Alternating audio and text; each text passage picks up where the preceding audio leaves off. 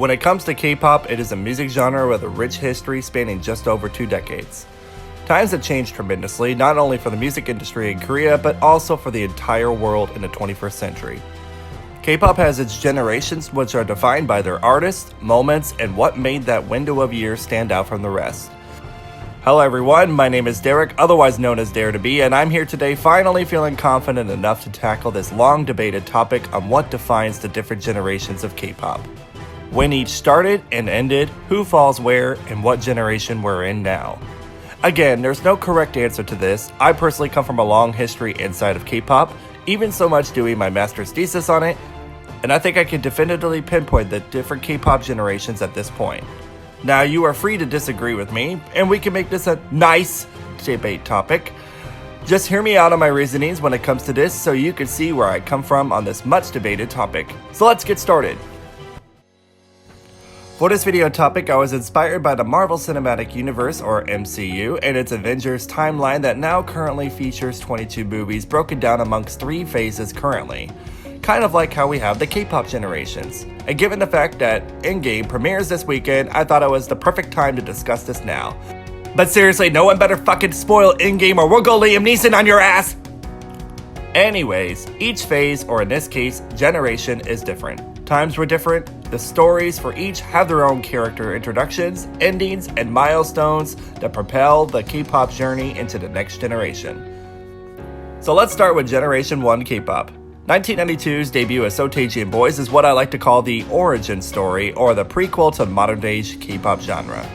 They revolutionized the music industry with their innovative hybridizations of sounds that were inspired from Western music that did tailor to the Korean taste. Bangtan Boys and other groups like them were Deuce, DJGOC, Cool, Rula, and Tutu, who were not idols or founded under the music labels that we know today. These groups did help set the course of shaping the Korean music industry in the 90s and gave rise to an alternative genre to the ponjak or trot style music. SM Entertainment was founded in 1995, and their first idol group was HOT, who debuted in 1996. HOT were the first idols under Isuman's formula, which is a system that recruits, trains, and produces new pop star referred to as idols, where they are skilled in singing, dancing, and acting. This, I feel, begins Phase 2 in the first generation of K-pop. This phase featured the very first rivalries of HOT and DSP Zetskis to the girl group rivalries between SES, Finkel, and Baby Box. 90s also featured the debuts of Shinhwa, G.O.D, Jinyu-shan, One Time, Fly to the Sky, and many others. By the 21st century, K-pop started its next and final phase in first-gen K-pop. The rise of the digital music market began, the term Hallyu Wave was coined, and K-pop started to reach new shores outside of Korea and new countries like Japan and China, where Korea had strengthened its soft power and began exporting its cultural market to the Asia-Pacific region. As we move into the 2000s some more, I pinpoint Generations 2 start at the debut of TVXQ, which was at Christmas of 2003 at the very end of that year. At the time, they were SM's third boy group after HOT and Shinhwa. Quite a few of the original K-pop idol groups had sadly disbanded at this point. HOT, Zetskis, SES, and Finkel, for example, and were all going into the new era of soloists and groups. Rain, Seven, Boa, and Lee Hyori were all some of K-pop's most popular soloists at the time, while groups like SG Wannabe dominated the charts several years in a row. Phase 2 of Generation 2 starts at 2007, where idol groups saw a resurgence again. BigBang and Wonder Girls took over the top spots of albums and songs of the years, and TVXQ and Super Junior were making a huge splash and reaching new markets, strengthening K-pop status in Asia. With the invention of YouTube in 2005 and the rise of social media, the first viral hits began to reach the Western shores for the first time. The golden age of K-pop was defined, and K-pop saw success in new ways that it had never done before. Girls' generations, 2NE1, SHINee, 2PM, 2AM, Kara, Tiara, and so many more acts debuted and saw the tremendous success throughout 2008 and 2009, closing out Phase 2 or the Golden Age. 2010 is the start of Phase 3 of Gen 2 to me, as K-pop's post-Golden Age had begun to be closely watched by folks all around the world for the first time, and the internet age was now driving K-pop in new ways. K-pop concerts were now starting to be held in new areas, and it continued to grow. However you want to look at it, but I see Psy's Gangnam Style as the finale to Gen 2 or the premiere to Gen 3. Personally, I like to think of his success as the Avengers Endgame finale closing out the Gen 2 saga, but note, I'm not saying he's a Gen 2 artist, he simply closed out this era of K-pop, so to speak. 2012 simultaneously also is the start of Gen 3 to me. However, it was a slow start, mainly because Gangnam Style arguably dominated the rest of 2012, but there were new debuts of 2012 such as EXO, BAP, AOA, VIX, EXID, B2B, and so many other acts that year.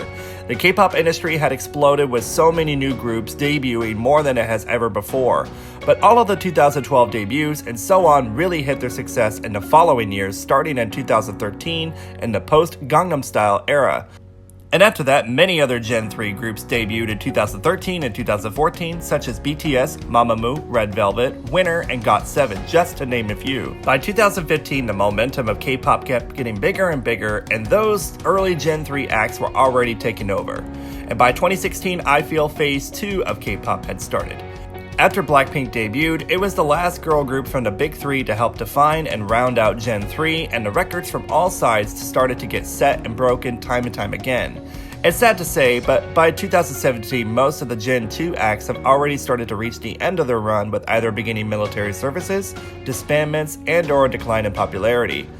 That really pains me to say that, but the torch has been passed. But it's not to say that they still can't have success or come back strong again. It's just that since 2016, the spotlight for the most part has been on Gen 3. Phase 2 of this act has been hitting its stride with new feats by hitting the Billboard charts and doing tours and promotions through the West like never before.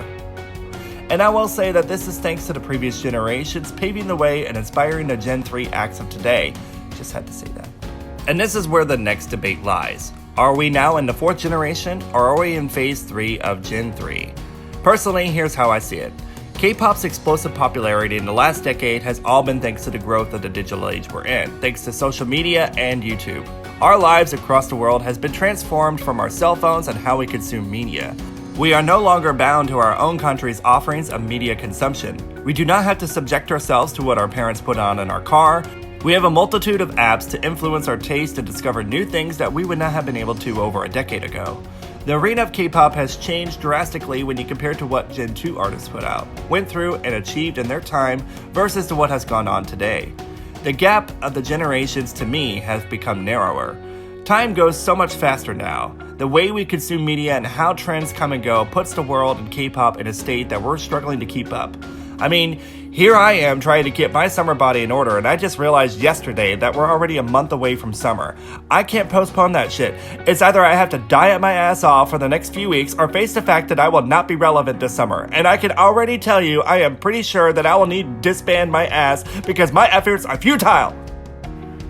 Anyways, I'm simply arguing that Gen 4 has already started. Another point to add is that when I look at who has debuted in 2018 and so on, I don't put who has debuted in the last year or so in the same category as the acts in the beginning of Gen 3. T.by.T, for example, are the juniors to BTS. BTS and so many of the Gen 3 artists have already set the records and laid the next layer in this foundation of K-pop to take it to a new level. Similar to how I said that Gangnam Style is arguably the finale to Gen 2, I see BTS and BLACKPINK's recent record-breaking success as the finale to Gen 3. Does that mean the end for them? Well, no. I actually see some overlap at least in the next year before BTS have to go off into the army, as well as their contracts being up for renewal. And let's not get into that discussion. But this is not exclusive to BTS. All of the big three are ready to debut their next set of new groups if they haven't done so already.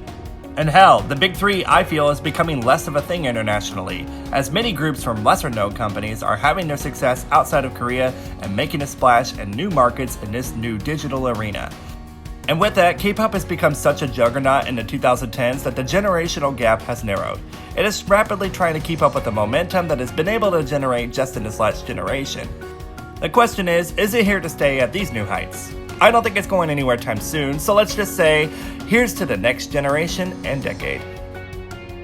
Thank you all so much for watching. Hope you all enjoyed this and understood my points with what I presented. What are your thoughts when it comes to this topic? Please be sure to hit those like, subscribe, and bell buttons for me. Follow me on my social media and support me on Patreon. Links are in the description. While you're here, please be sure to check out many more of my works, and see you next time.